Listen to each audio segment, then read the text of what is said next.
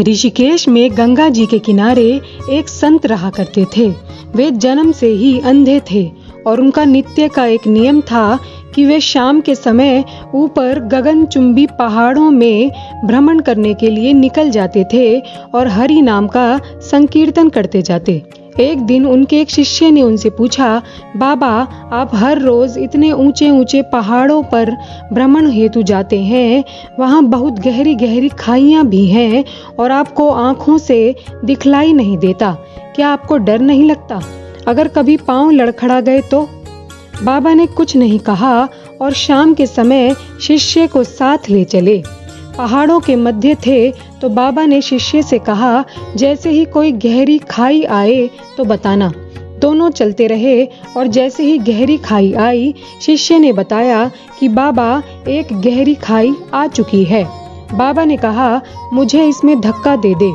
अब तो शिष्य ने इतना सुनते ही अपनी आंखें बंद कर ली। उसने कहा, बाबा, मैं आपको धक्का कैसे दे सकता हूँ? मैं ऐसा हरगिज नहीं कर सकता।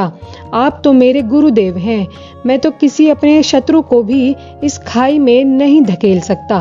बाबा ने फिर कहा, मैं कहता हूँ कि मुझे इस खाई में धक्का दे दो।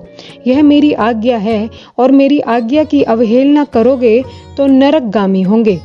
शिष्य ने कहा, बाबा, मैं नरक भोग लूंगा मगर आपको हरगिज इस खाई में नहीं धकेल सकता।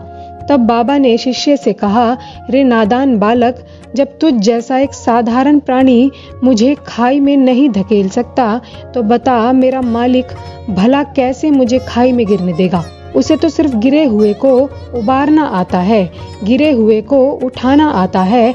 वह कभी भी किसी को गिरने नहीं देते। वह पल पल हमारे साथ ही हैं, बस हमें विश्वास रखना होगा।